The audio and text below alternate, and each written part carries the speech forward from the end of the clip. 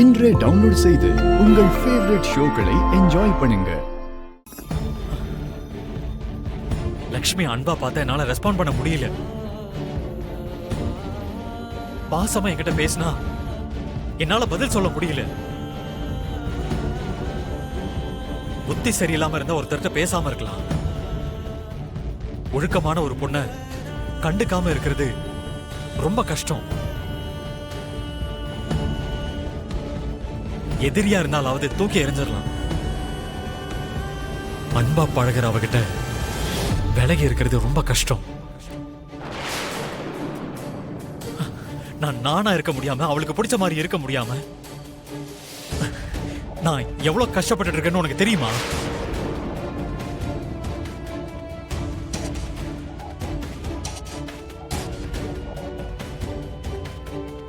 நீ என்ன புரிஞ்சுப்பேன்னு நினைச்சேன். இப்படி எதுவுமே புரியாம நடந்துப்ப நான் எதிர்பார்க்கல.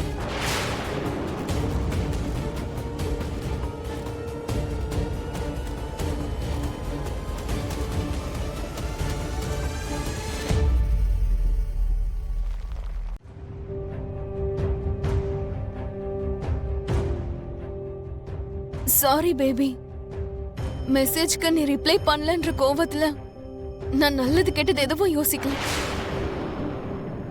ஐ am really very very sorry.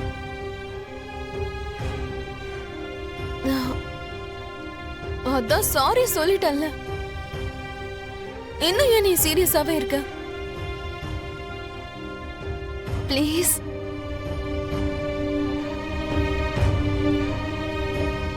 இங்க பாரு மனிஷா, இப்ப சொல்ற நல்லா ஞாபகம் வச்சுக்கோ. அங்க ராமருக்கு கல்யாணம் நடக்குது. அவரு பக்கத்துல உட்கார்றது, அவர் இதயத்துல இருக்கிறது ஒரே ஒருத்தர் தான், சீதா தேவி மட்டும்தான். நான் உங்க பொண்டாட்டிங்க, உங்கள பாதி. எனக்கு தெரியக்கூடாது, சொல்லக்கூடாதுன்னு நீங்க ஏன் நினைக்கிறீங்க? அப்படியெல்லாம் எதுவும் இல்ல லக்ஷ்மி. பொய்ங்கிறது ரெண்டு பேருக்கும் நடுவுல இடைவெளியை உருவாக்குமா? ஆனா உண்மை அவங்க ரெண்டு பேருக்கும் நடுவுல நம்பிக்கையை உருவாக்குமா? கணவன் மனைவிக்கு நடுவுல இருக்க வேண்டியது இடைவெளி இல்லைங்க, நம்பிக்கை.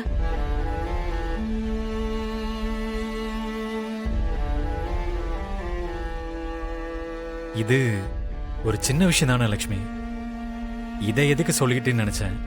உங்க காலில் ஏற்பட்டிருக்க காயமும் சின்னதுதான், ஆனா வலி அதிகமா இருக்குல்ல. சில உண்மைகள் பொய்களும் அப்படிதான். பாக்குறதுக்கு அது சின்னதா தெரிஞ்சாலும் ஆனா அதனால ஏற்படுற இடைவேளைகள் ரொம்ப பெருசா இருக்கும். அது இல்ல லக்ஷ்மி, எனக்கு ஏதாவது கஷ்டமா இருக்குன்னு சொன்னா நீ என்ன நினைச்சு ரொம்ப டென்ஷன் ஆயிடுற. உனக்கு எதுக்கு சிரமம்னு தான். உங்களுக்கு தேவையானதை நான் செய்யறதா இருந்தா அதை ஆசையோட தான் செய்வேன்.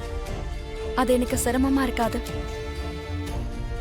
உனக்கு அது சிரமமா இல்லாம இருக்கலாம், ஆனா எனக்கு இருக்கும்.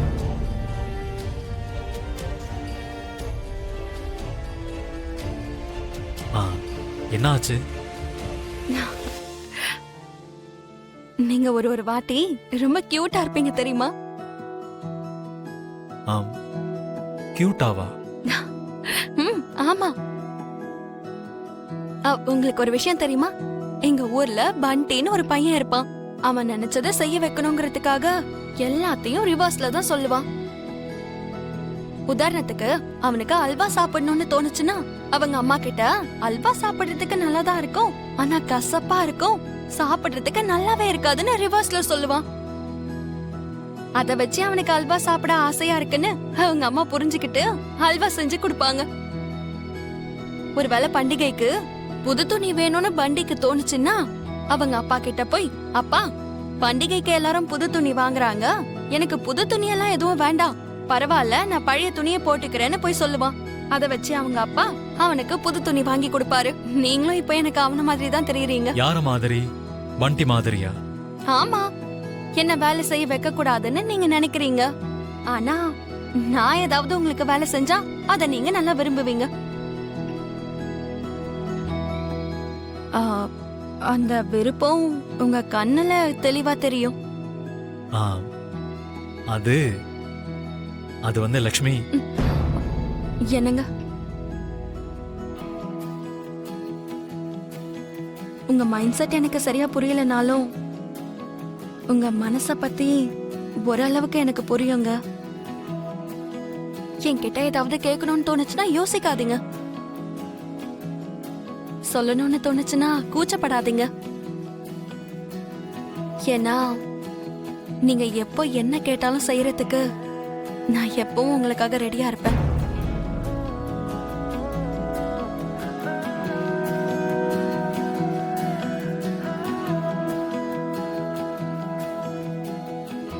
சரி, நீங்க ரெஸ்ட் எடுத்துக்கோங்க. ஆ, ஆ, நான் மாமாக்கு டீ போட்டு எடுத்துட்டு வரேன்னு சொன்னேன். நான் போய் ரெடி பண்ணணும். உங்களுக்கு ஏதாவது வேணுமா? ஆ, ம்ஹும். ம், சரிங்க.